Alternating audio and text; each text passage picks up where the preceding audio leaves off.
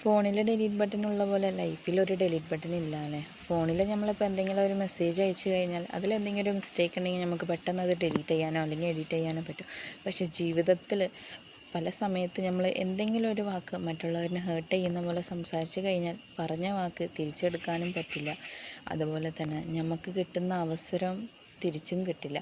നമ്മൾ എന്തെങ്കിലും ഒരു അവസരത്തിൽ എന്തെങ്കിലും ഒരു ഓപ്പർച്യൂണിറ്റി നമ്മുടെ മുമ്പിൽ വന്നിട്ടുണ്ടാകും. ആ ഒരു സമയത്ത് നമ്മളത് കളഞ്ഞു പോയിട്ടുണ്ടാകും. ആ ഒരു സമയത്ത് നമ്മൾ വിചാരിച്ചും ഇതില്ലെങ്കിൽ ഇനിയൊരു അവസരം കിട്ടുന്നു. ഒരിക്കലും ആ ഒരു അവസരം തിരിച്ചു വരുമെന്ന് പ്രതീക്ഷിക്കാൻ പറ്റില്ല.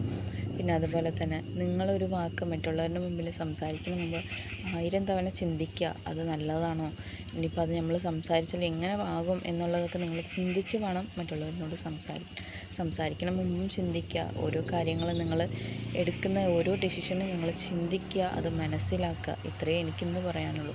ഞാൻ എൻ്റെ ജീവിതത്തിലൂടെ ഒരുപാട് കാര്യങ്ങൾ ഞാൻ മനസ്സിലാക്കിയിട്ടുണ്ട്, ഇപ്പോഴും മനസ്സിലാക്കുന്നുണ്ട്.